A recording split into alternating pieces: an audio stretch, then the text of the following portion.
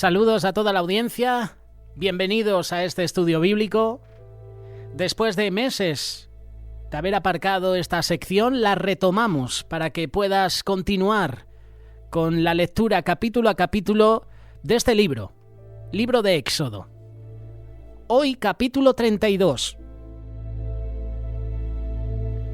Nos hemos metido en la máquina del tiempo, hemos viajado al Antiguo Testamento y allí nos encontramos con Moisés.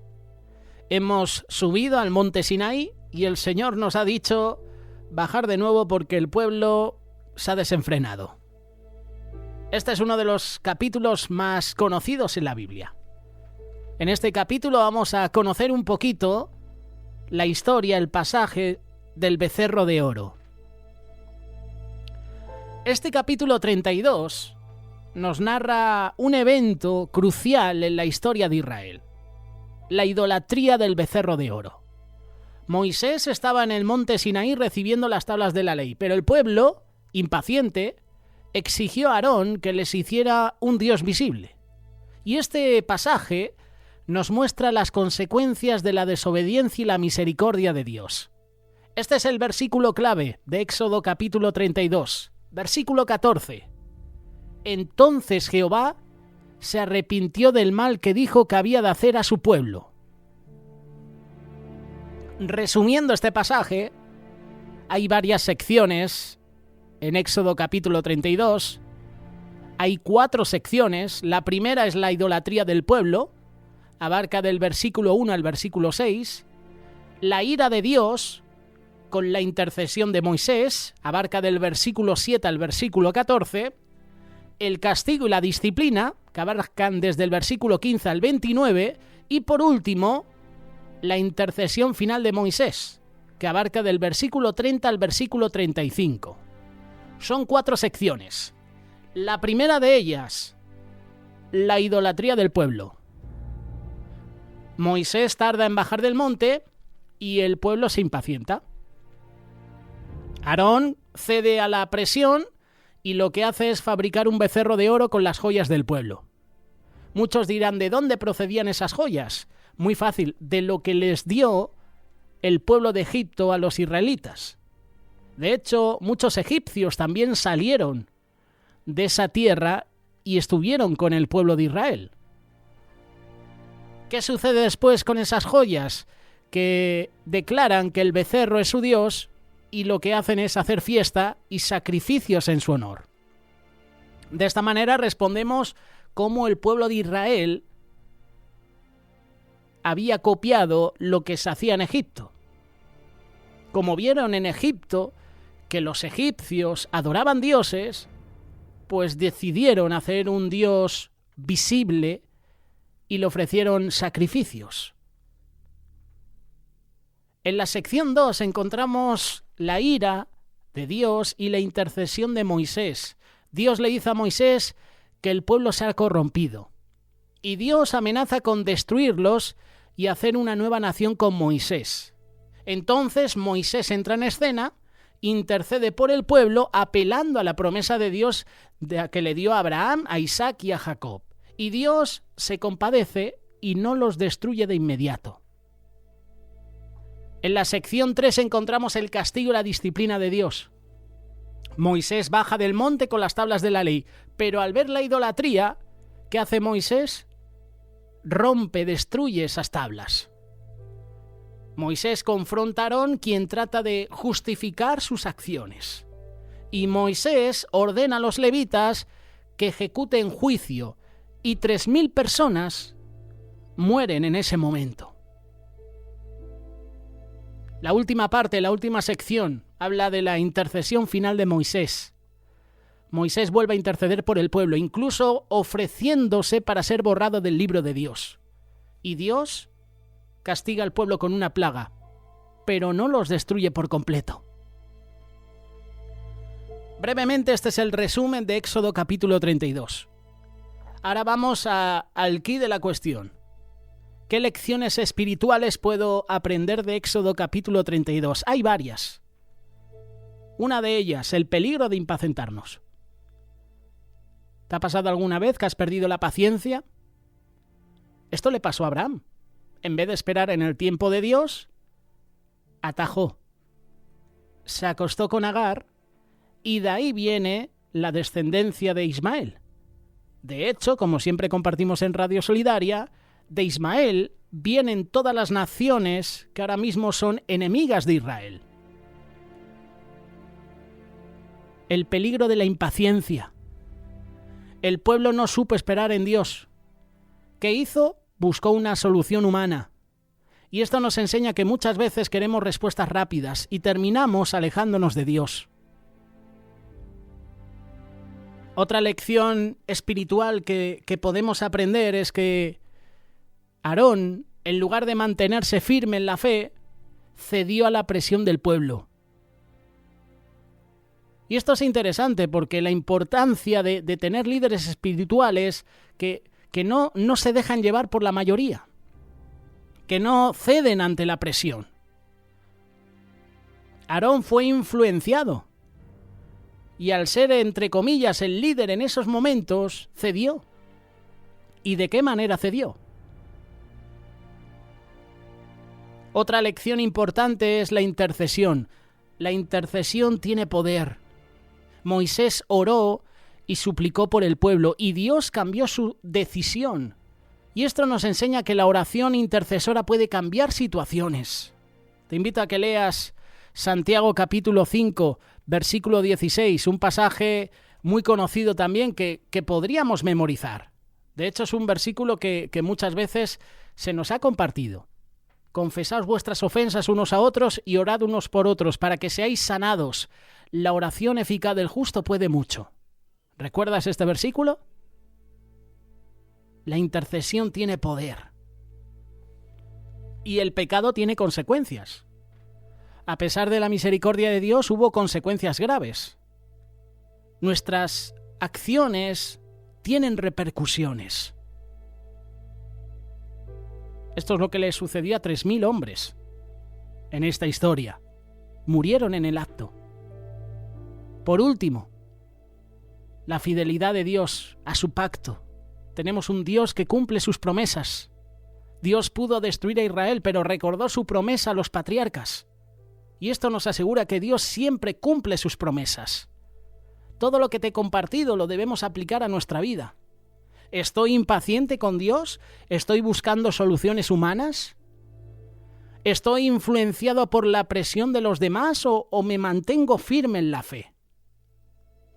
¿Estoy intercediendo por otros, como Moisés lo hizo? ¿Soy consciente de que mis acciones tienen consecuencias? Y por último, ¿estoy confiando en la fidelidad de Dios incluso cuando fallo? Son preguntas que debemos hacernos. Y como esta historia habla del becerro de oro, quiero hablarte también de la idolatría. Esta historia de Éxodo 32 es una historia que revela la tendencia humana a la idolatría cuando la fe es puesta a prueba. Vivimos en una era diferente. La idolatría, lo creas o no, sigue presente hoy en día, no con estatuas de oro, sino con muchas otras formas sutiles que desvían nuestra adoración a Dios. ¿Qué representa el becerro de oro? Si lo tengo que llevar a mi vida actual, si lo tengo que llevar a la actualidad. Cuando Moisés subió al monte Sinaí para recibir la ley de Dios, el pueblo, como hemos compartido, se impacientó y buscó un reemplazo visible para Dios. Y Aarón cedió a la presión y fundió un becerro de oro con las joyas del pueblo, y éste se convirtió en su ídolo. Así que el becerro de oro simboliza la impaciencia, la falta de fe en el plan de Dios. Simboliza el deseo de un Dios visible y manejable, en lugar del Dios verdadero. La presión social, el liderazgo débil, se ve reflejado en la vida de Aarón. Aarón no se mantuvo firme en su fe. Cuando no confiamos en los tiempos de Dios, somos tentados a crear nuestros propios ídolos. Y eso le sucedió al hermano de Moisés. Eso le sucedió a Aarón.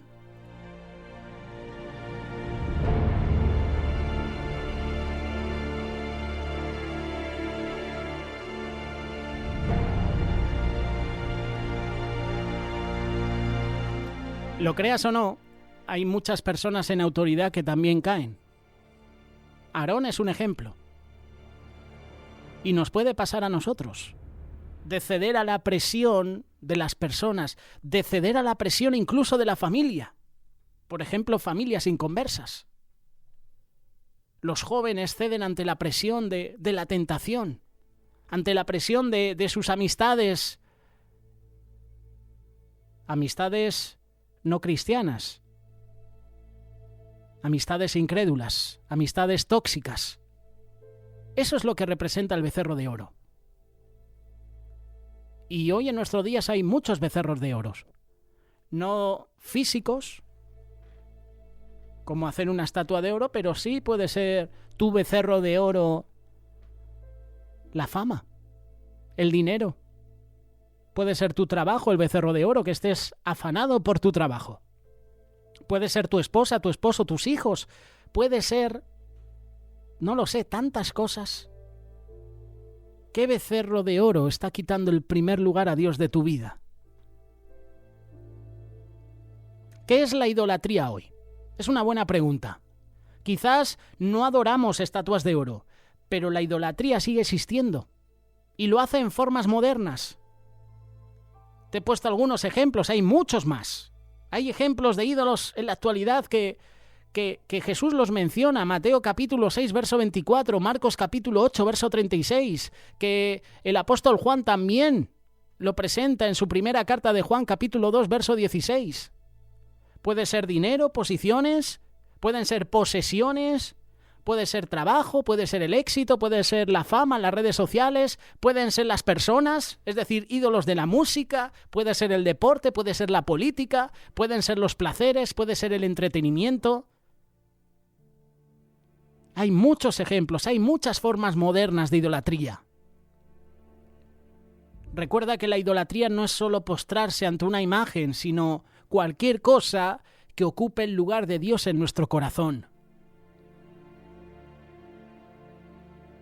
Tengamos cuidado, porque luego llegarán las consecuencias de esa idolatría. Cuando el pueblo de Israel adoró el becerro de oro, Dios se indignó porque habían roto el primer mandamiento. ¿Sabes cuál es? Éxodo capítulo 20, verso 3. No tendrás dioses ajenos delante de mí. Y vienen las consecuencias de la idolatría. Moisés rompe las tablas de la ley como símbolo del quebrantamiento del pacto.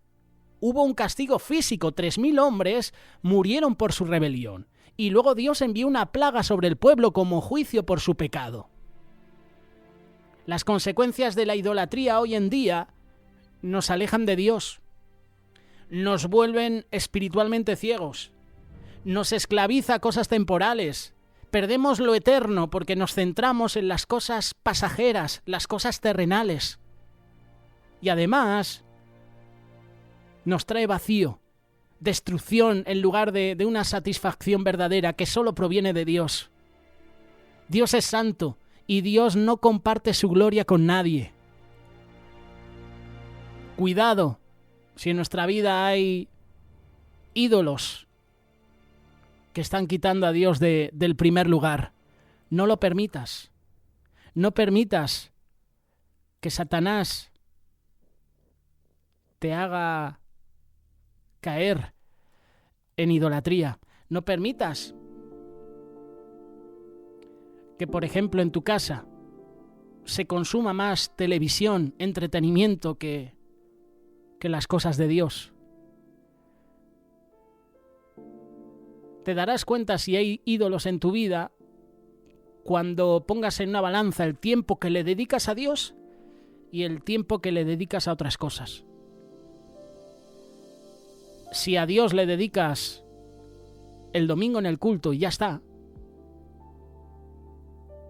te vas a dar cuenta que Dios para ti no es una prioridad. ¿Cuánto tiempo le dedicas, por ejemplo, a leer un libro que no sea la Biblia? Ver televisión, películas, deporte, entretenimiento, no lo sé. ¿Cuánto tiempo le dedicas a las cosas de Dios? Es una buena pregunta, ¿verdad? ¿Cómo podemos vencer la idolatría? Esta es la pregunta del millón. Dios nos llama a una adoración pura, genuina, donde Él sea el centro de nuestra vida. ¿Cuáles son los pasos para vencer la idolatría? En primer lugar, reconocer que tenemos ídolos. Reconocer nuestros ídolos ocultos. En segundo lugar, arrepentirnos, volvernos a Dios. En tercer lugar, poner nuestra confianza solo en Dios. En cuarto lugar, priorizar nuestra relación con Dios. Y por último, renovar nuestra mente con la palabra. Dios quiere ser el único rey en nuestro corazón. Y el becerro de oro fue un símbolo de la traición del pueblo a Dios. Pero también nos recuerda que aún en nuestra infidelidad, Dios es misericordioso. Moisés intercedió por Israel y Dios no lo destruyó por completo. Hoy Jesús intercede por nosotros y nos llama a dejar toda idolatría para seguirle solo a Él. Mateo capítulo 22, verso 37. Amarás al Señor tu Dios con todo tu corazón y con toda tu alma y con toda tu mente. Que el Señor nos ayude a identificar cualquier ídolo en mi vida y a poner mi confianza solo en Él. ¿Qué ídolos me están apartando de los caminos de Dios? ¿Qué ídolos están desplazando a Jesús del centro de mi corazón? Que nuestra oración sea esta. Señor, quiero adorarte con un corazón sincero, seguirte fielmente. Quiero que seas el centro de mi vida. Me gusta esta expresión. Yo pertenezco al partido CCC. ¿Sabes cuál es?